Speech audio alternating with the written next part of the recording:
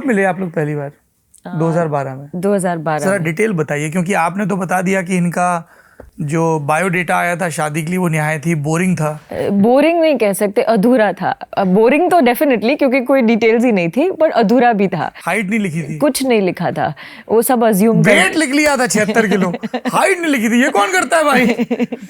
नहीं, वो टाइम पे पहले तो मैंने कभी सोचा नहीं था कि मुझे खुद अपना बायोडेटा लिखना पड़ेगा। वो आपने खुद बनाया था? खुद बनाया था, और किसी की हेल्प नहीं ली थी। और फैमिली ने सडनली डिसाइड किया कि ये आपकी बायोडेटा जल्दी से आप बना दो।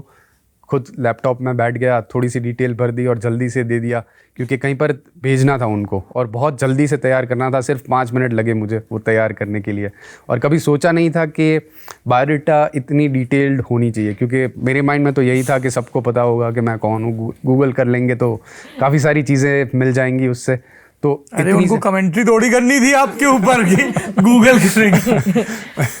तो वो टाइम पे बस वही ज़्यादा सोचा नहीं, और सिर्फ जो माइंड में डिटेल आई उतनी डिटेल भर के भेज दिया। और फिर बायोडेटा में एक, जैसे मैंने पहले भी कहा कि मैं थोड़ा सा इंट्रोवर्ट हूँ, तो अपने बारे में बहुत ज़्यादा बताना पसंद नहीं करता हूँ। और अभी भी सिर्फ बहुत कम लोगों को मेरे बारे में पता होता है, क्योंकि खुल के बातें बहुत कम लोगों के साथ होती है। मेरे दोस्त, मेरे रिलेटिव्स, उनके अलावा बहुत ज़्यादा लोगों को मेरे बारे में पता नहीं होता है। लोगों ने कहा कि आप चिढ़ाते बहुत अच्छा है, मुंह अजीब अजीब ढंग से बना के है। वो तो ये आप बायोडेटा में लिखते हैं अगर आज की तारीख में बनाते? नहीं, बायोडेटा में इसीलिए ज़्यादा डिटेल नहीं डाली, क्योंकि अगर मैं बहुत ज़्यादा डिटेल डालता तो शायद वो बायोडेटा देख के ही मुझे रिजेक्ट कर देते। मिलने के बाद, अगर आप जब ये वन ऑन वन जब बात होती है, तभी आप एक आदमी को जान सकते हैं। आप सिर्फ डिटेल से या किसी के बारे में पढ़ने के बाद आप वो आदमी को जान नहीं सकते, क्योंकि अगर आपको किसी के बारे में जानना है तो उनके साथ थोड़ा समय बिताने की ज़रूरत होती है। और हमारी जो बात भी आगे बढ़ी, तो वो पहली मीटिंग के बाद सीधा नहीं बढ़ी थी। पहली मीटिंग के बाद हमें लगा कि नहीं, we are on the same page. काफ़ी सारी 1-1.5 घंटा हमने बात करी, और उसके बाद ऐसा लगा कि एक दोस्त के साथ बात हो रही है। कभी ऐसा नहीं सोचा हमने कि एक स्ट्रेंजर्स के साथ बात हो रही है। तो वहीं पर एक जो क्लिक होता है ना, वो क्लिक हो गया था कि ये जो पर्सन है उनके साथ, उनको मैं जानना चाहूँगा, उनको पहचानना चाहूँगा। और तो उसके बाद हमने ऑलमोस्ट 1-1.5 महीना बात करी phone through the technology. Phone के ज़रिए हमने, क्योंकि मैं ट्रैवल कर रहा था तभी, तो काफ़ी बातें करी और एक दूसरे को जाना। और उसके बाद वो अरेंज मैरिज था हमारा, बट अरेंज मैरिज एकदम जो टिपिकल एक मीटिंग के बाद आपको हाँ या ना बताना होता है, वैसा नहीं था। हमने पहली बार मीटिंग करी 1-1.5 घंटा, उसके बाद काफ़ी बातचीत करी, और उसके बाद हमने डिसाइड किया कि वी लाइक ईच अदर। और उसमें अगर आपने इनको पहली मीटिंग में बताया इनके सीवी के बारे में और हॉबीज नहीं, एक्चुअली क्योंकि मेरे पास एक बहुत ही गलत इम्प्रेशन थी।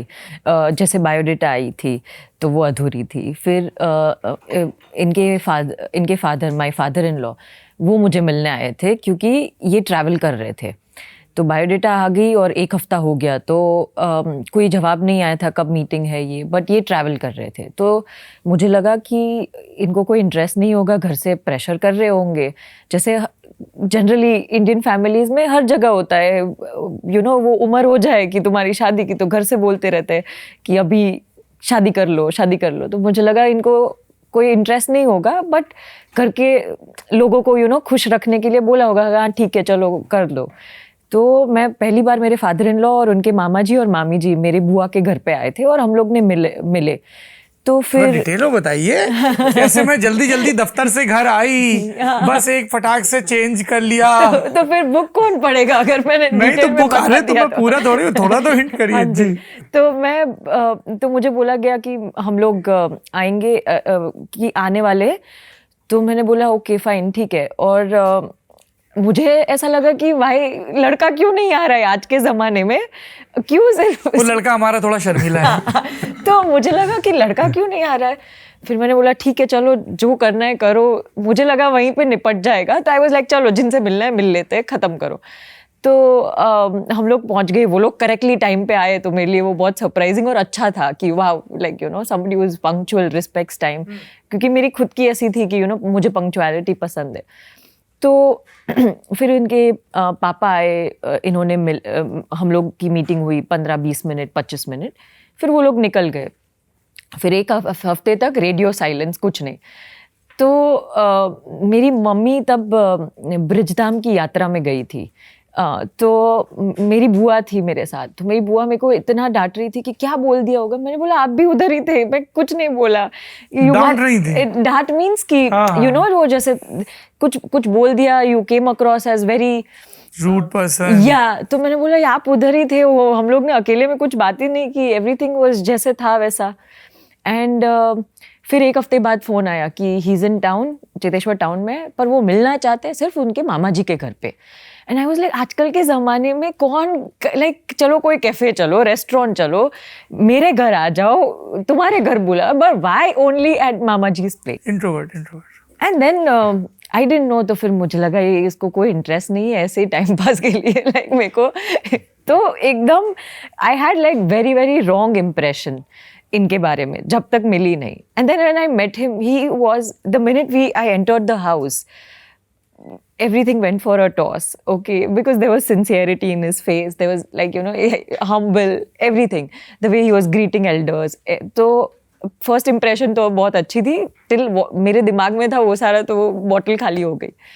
एंड देन हम लोग ने बात करना शुरू किया, we went and we spoke for about an hour and a half, जैसे इन्होंने बताया। तो कॉन्वर्जेशन इतनी सीमलेस थी और मुझे कुछ पता नहीं था कि क्रिकेटर कितना खेला है, कौन से मैच खेले, क्या कुछ नहीं पता था। आई वाज लाइक अच्छा हाँ ओके, अब खाना मेजर करके खाते हो? मुझे ऐसा लगा कि लाइक क्रिकेटर है तो मे भी मेजर करके फिटनेस की वजह से, तो लाइक नहीं नॉर्मली ही खाते हैं। एंड आई वाज लाइक हाँ ओके ठीक है। तो पैड पहन के सोते हो? आई डोंट नो, तो मैं आई वाज लाइक, और फिर मुझे बोला कि, तो फिर मैंने बोला अच्छा ओके हाँ, तो सीख लिया क्रिकेट, तो हम लोग आप क्रिकेट खेलते हो? तो हाँ, पर रोज प्रैक्टिस करनी पड़ी। मैं क्यों प्रैक्टिस, आप लोग तो सीख चुके हो ना, हाँ, आप तो गाड़ी चलाना आ गया तो अभी कभी क्या? चलाओ। हाँ, क्यों रोज प्रैक्टिस? नहीं ऐसा नहीं होता, हमें रोज प्रैक्टिस करनी होती है और 2 टाइम करनी होती है। तो मैंने बोला अच्छा हाँ ओके। तो मेरे लिए बहुत सारे नई चीज़ें, नए जो फैसेट्स बोलते हैं वो सामने आ रहे थे, जो नॉर्मली नहीं होता। आपने पढ़ लिया है, कर लिया, पढ़ाई कर ली, जॉब कर रहे हो या कुछ भी बिजनेस कर रहे हो, तो उसमें ऐसा नहीं है ना वापस पढ़ना पड़ता है, पर इनके केस में ऐसा था, हमें रोज प्रैक्टिस करनी पड़ती है। तो बहुत सारी इंटरेस्टिंग चीज़ जानने को मिली, और हमारी जो बातें थी never revolved around his profession, but just how you live life, और जैसे दिन ब दिन कैसे निकलता है कैसे।